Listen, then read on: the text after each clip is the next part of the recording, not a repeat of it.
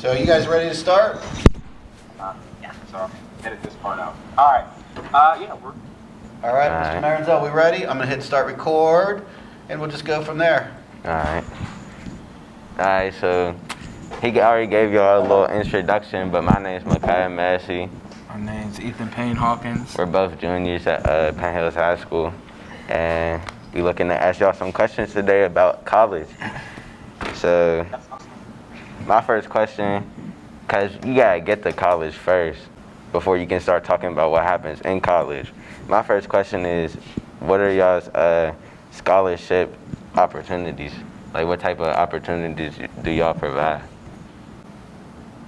That's a great question. So first off, Jared Boxley, Clarion University, one of the assistant directors here in our admissions office.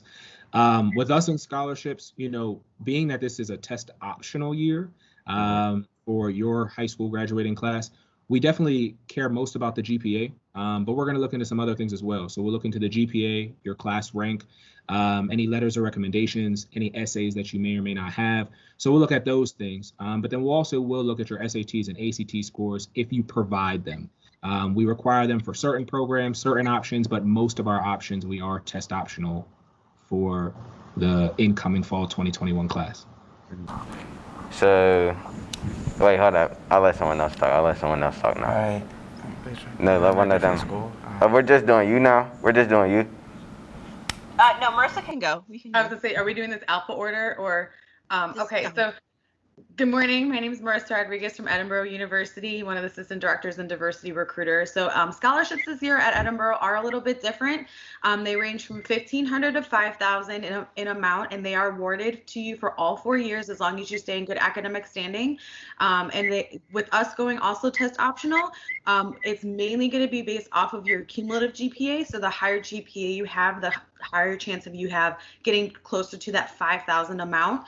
Now, if you do provide us though with your SAT or ACT, it is taken into consideration. So if you do provide a test score with us, then it is then based off of your GPA and your test score and not just your GPA or one or the other. And like I said, our scholarships are awarded all 4 years as long as you stay in good academic standing. And that's how scholarships work at Edinboro. Thank you. And good morning, everyone. My name is Carla Romero. I am the Assistant Director of Admissions for Multicultural Recruitment and Retention at Slippery Rock University. And for scholarships, it does work a little bit different as well. You can automatically be considered for all merit and achievement scholarships if you apply by December 1st of your senior year. So you'll automatically be considered for that, but there is a scholarship deadline, obviously. It is based off of your GPA, since we are now test optional, like Edinboro and Clarion. We are looking, typically it would go up anything above a 3.7 GPA and above. But there's different scholarships. So if there's need-based, things that you were involved in high school, those can all play a role into how much money you can earn.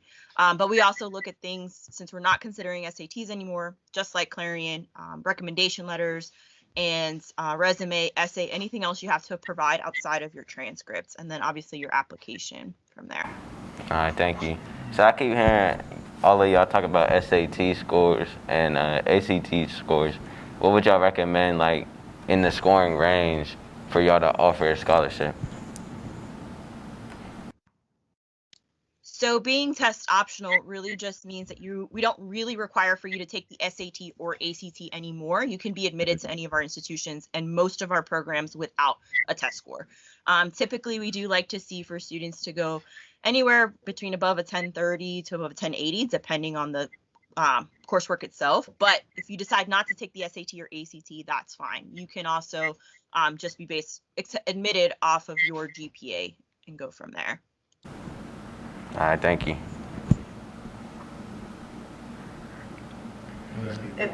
The question was for everybody. Okay. So same thing with at Edinboro, you can be admitted to all of our programs without an SAT score. Our only program that we do have some type of requirements, admission requirements, is our nursing program, but we do have a test optional route. You can go with it, or there's a test route you can go with it. But overall, I mean, typically I recommend at least students have at least like a 1050. That's a really solid score to at least have when it comes to getting a scholarship of some sort, or higher. But again, if you don't provide us with that SAT score, we won't take it into consideration for merit-based scholarships or even acceptance into the university. It goes based solely then off of your GPA. Thank you. At Clarion, we would echo probably really what everything Marissa and Carla just said with Edinboro and Slippery Rock. For us, we definitely want students to be relatively high when it comes to the SAACTs, or at least decent. For us, in years past, we've looked at like a 950 to a 1000 would be a solid score. But again, being that we are test optional, definitely more weight is carried on the GPA when it comes to scholarships. And for us, we hand out a few thousand. A student can receive, a few thousand, I guess, with their merit-based aid. And for merit-based scholarships, again, based on your GPA, SAT score, all that fun stuff, they would be renewable scholarships as well. Thank you. So, do any of you offer athletic opportunities coming out of high school? Yes. I'm assuming I'm starting on this one. For us, we are Division II in all sports. Men's wrestling, we are D1. So with Division I and Division II sports, you do have the possibility to receive scholarship money. That can be in addition to any merit-based aid that you receive from like an admissions office. So athletics, they have their own separate budget. So that's something you would work hopefully with the coaches on. At Clarion University, we have what's called a recruit me form. So it's literally you go to clarion.edu, you go to athletics, you click on inside athletics, and then you click on the recruit me form for your sport.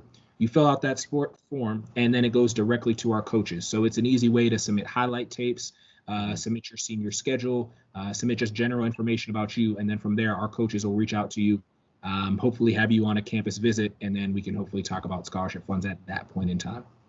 All right, thank you. Somebody else can start. Carla, go ahead. Slippery Rock is the same. We are all D2 athletics. Unlike Edinboro and Clarion, we don't have any D1 athletics, like for them is wrestling. So it is just all the big things, football, basketball, lacrosse. But they, same thing, there's walk-on opportunities or scholarship opportunities for that. We do ask that you connect directly with the coach. Admissions is not allowed to get involved with NCAA recruitment at all, other than just reviewing your application. So you do want to connect with the coaches. We have the same thing like Clarion does in doing an online recruitment form. So any stats or any videos, anything that you have to kind of showcase yourself is always a great thing. And then they'll have you for an on-campus visit for athletics only. So our general tours don't include a tour of our athletic complex, but that is part of it. And for us at Slippery Rock, athletic culture is a big thing. We were football champions last year, women's soccer champions. So it's a big part of our culture and who we are.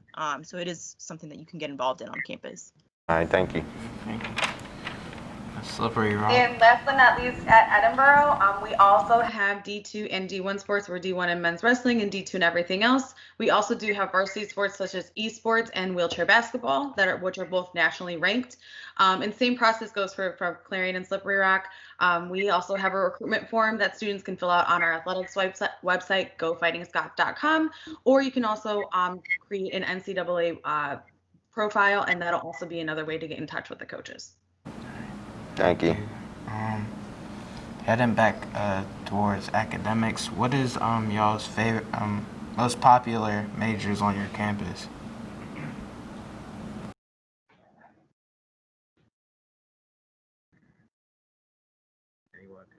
I guess Claire. All right, so I guess I'll go. So for Slippery Rock University, our most popular majors are in the health sciences and professional areas. So that's exercise science and biology that lead into physical therapy, physician assistant, occupational therapy, and athletic training. And then we also have psychology, which is really big for us. And we have the clinical mental health counseling program that is an accelerated option for it. Then education, elementary, middle, secondary, physical education, Spanish, art education, a couple of different areas to go that way. And then actually engineering is our last biggest one. So STEM is pretty big. All right, thank you.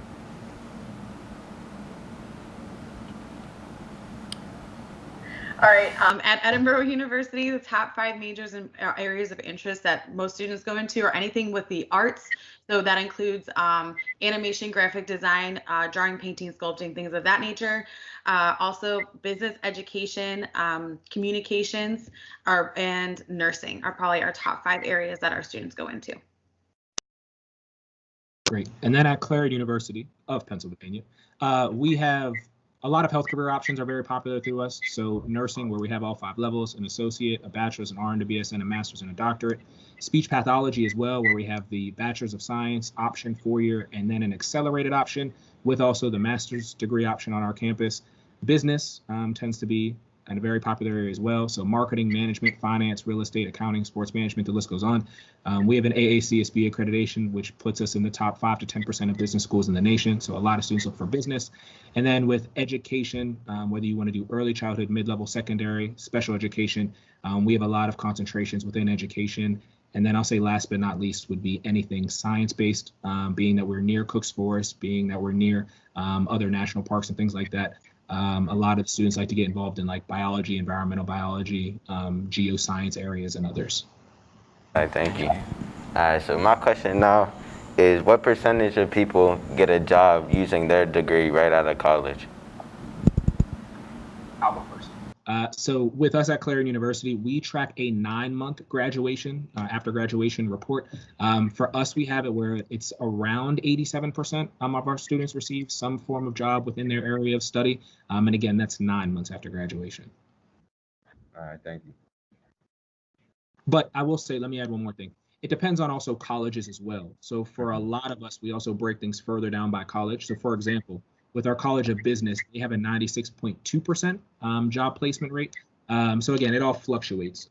Some, if you go into like pre-professionals, that number can change. If you go into like engineering options or 3+ options, like 3+2 options, that can change that number overall as a whole. But yes. So it's about 87% overall?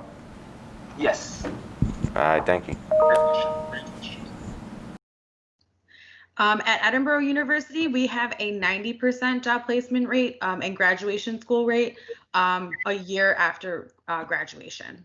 So that's within a year after graduating. All right, thank you. And then for Slippery Rock, we have about a 92% placement rate within 6 months of graduation.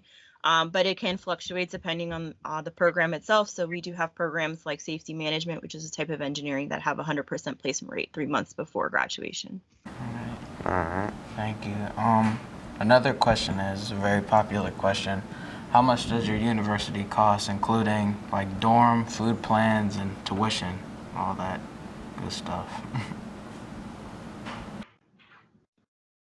So the beauty of being a state system school, we actually tuition-wise all cost the exact same thing. So just in tuition, right? So right this year it's $7,716. And then from there it can change. And so it'll look a little bit different from Clarion, Edinboro, and Slippery Rock in regards to like the type of housing that you choose, the meal plan, and the fees that are associated. With Slippery Rock, we have 2 different types of housing, but what most students choose, most meal plan, tuition, fees, room and board, you're looking at $20,952 for 1 full academic school year. All right, thank you. Thank you. So at Edinboro, tuition, room, board, fees, everything for total cost of attendance is a little over $22,000 a year for us. So, and again, that is based off of our suite options housing, because we do have traditional residence halls as well as suite style housing, and that is based off of suite style housing. All right, thank you. And then with us at Clarion, again, going over how all of us state schools fall between that like $20,000 to $25,000 per year.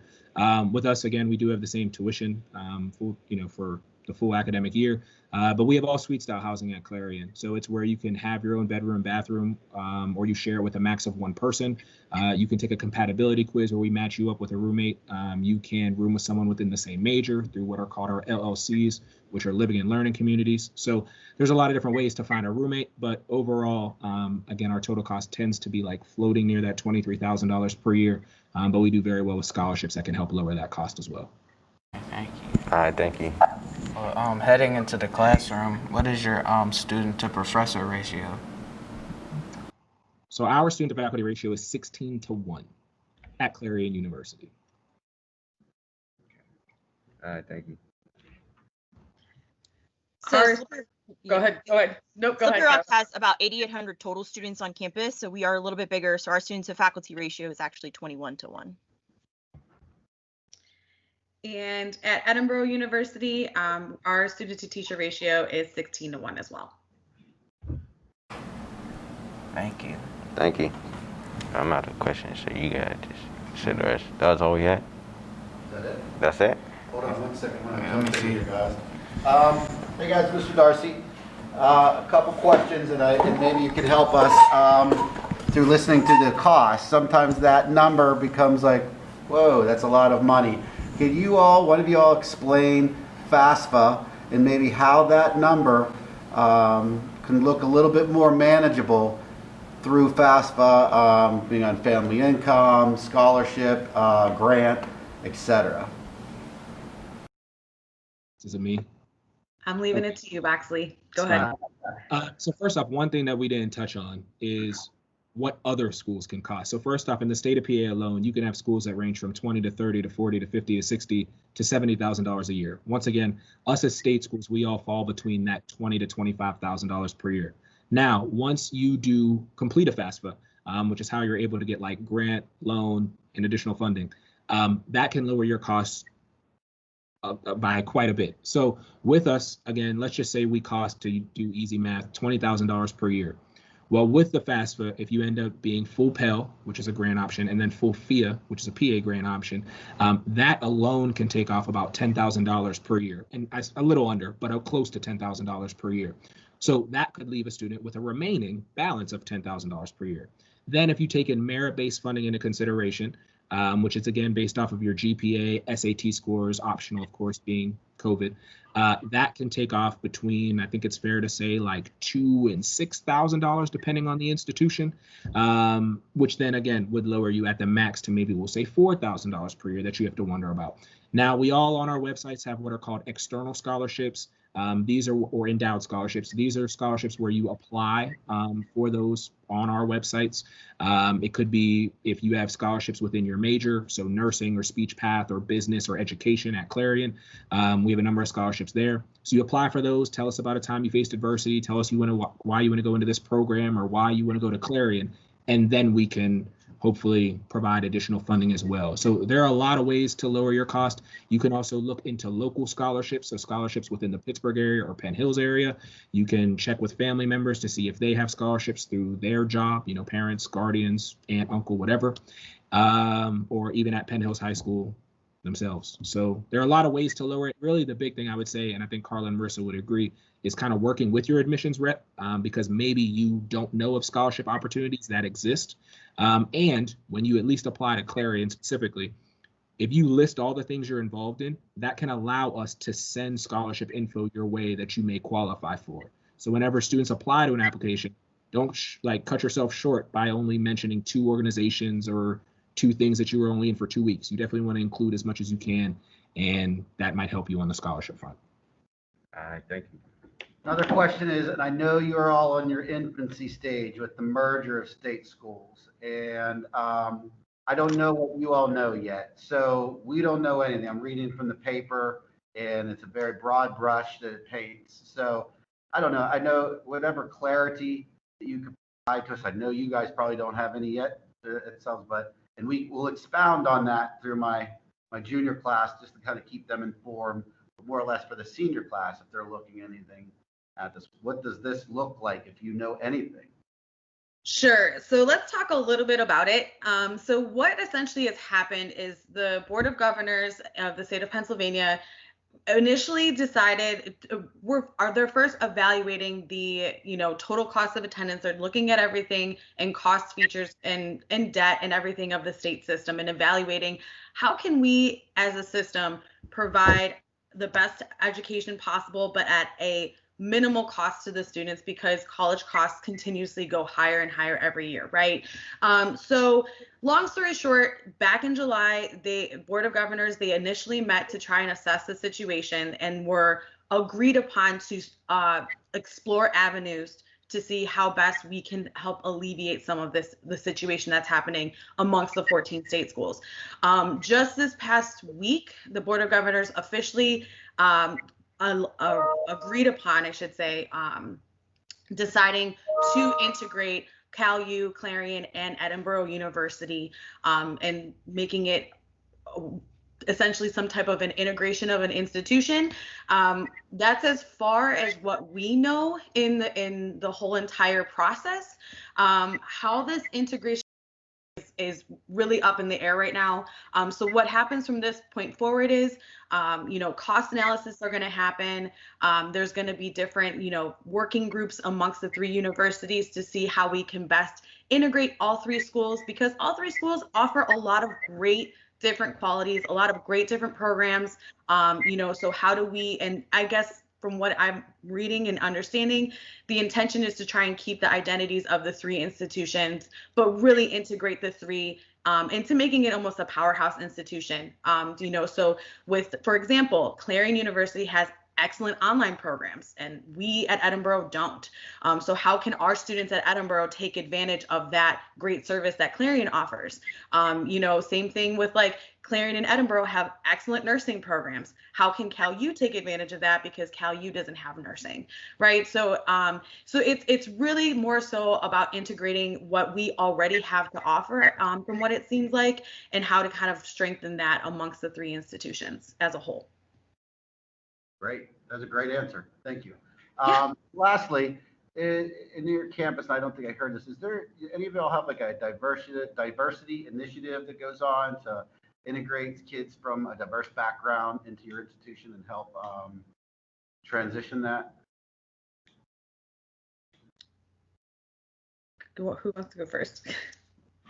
I can go first. So Slippery Rock does indeed have diversity initiative, and it starts off before freshman year, actually. So there is something we call Jumpstart, and it actually takes place a week before the first day of classes. So it's specifically for students from diverse backgrounds, inner city, because Slippery Rock is located in a small town. There's about 3,000 people not associated with the university in the borough itself. So to go from whether it's Penn Hills, Pittsburgh, Philly, to a small town like that is a little bit of a shock. And even just going from your high school to a school of 8,000 to 9,000 students is a bit of a shock in itself, and the college experience, right? So Jumpstart really prides itself in that adjustment to the college experience, but also just understanding how to find your place on campus and how to get involved, right? Whether that be through Black Action Society or Student Latino organization, or some type of Greek life. So if you're interested in the Divine Nine, how do you find your place on campus and become part of the community and find your place? So that's what really Jumpstart does. It's not classes, it's not a bridge program. It's really just for any student who wants to sign up, and you get a mentor. So it's someone who is sophomore through senior, either from your same high school or someone from your same program, to kind of just show you the ropes. It accepts 150 students each year. So it does close off after a certain point, but it's just to make it a little bit closer, a little bit more integrated. And you meet with all the different faculty of color on campus, inclusive of myself. And we run different programs, different initiatives. And then during actual move-in day, when everyone else is moving in, we actually hold a big barbecue on campus for just those students from Jumpstart as their graduation through that. And then it actually continues throughout freshman year. So it's a requirement that you go through it, and they do academic portions to it as well. But it's kind of our way to kind of do that adjustment, if you will.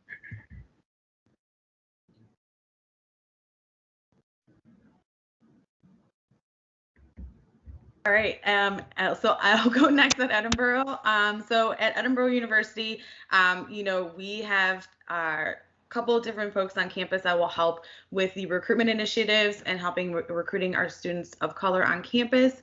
And then on top of that, once they come and matriculate onto campus, we have our Chief Diversity Officer, Terrence Mitchell, who holds various amounts of different programming for our students, which includes different speakers, different kind of like fireside chats to kind of get students engaged on campus and talk about issues that might be happening, not only on campus, but then also too, within across the country and across the globe. And then finally, last but not least, we do also have student organizations that students can be a part of and participate in, everything from our Black Student Union Association to our Latino Student Association, International Student Association, so on and so forth. So yeah, that's what we do. And then with us at Clarion University, so first off, we have over 140 different student organizations where if you break those down, of course, there's a Black Student Union on campus, there's a Lift Every Voice Gospel Choir, there's the NAACP branch on campus, but we also have a number of weeks and initiatives that take place throughout the year as well. Building Bridges is a big one. Building Bridges is where we take college students and they go into the classroom throughout the year, and it's where they facilitate like different communication understandings about things that are happening globally. There's a cultural week, there's an equity week. We do a Martin Luther King program every single January, which ends up being very big. So we have a number of different initiatives that take place. But as for the people who recruit you, so one of my jobs, I work with one of my coworkers named Isaac. We put on what's called an MVP event, which we used to call it the block party event in years past. And it's really just where students come to campus and they have a chance to meet with faculty members and students from all different diverse backgrounds. And it's really just a great way to kind of kick off things with Clarion before you officially start classes in the fall. All right, thank you. Thank you. Well, I appreciate it, everyone. I don't know, do you have any questions of us before we go? I can't say I have any. Well, you three represented your institutions well, as always. We thank you for your time. I think these two gentlemen did a great job of interviewing you all and for what the next experience, what's to come for them. As I said, hopefully we can integrate this into their classroom so you guys are exposed a little bit more in this kind of sheltered time. If you all need anything, the three of you, please do not hesitate to give me a call and I will try to help you out. All righty? All right, thank you. Absolutely. Thanks for having us. Yes, thank you so much, guys. Thank you guys. Appreciate it. Have a good one. You too. Bye.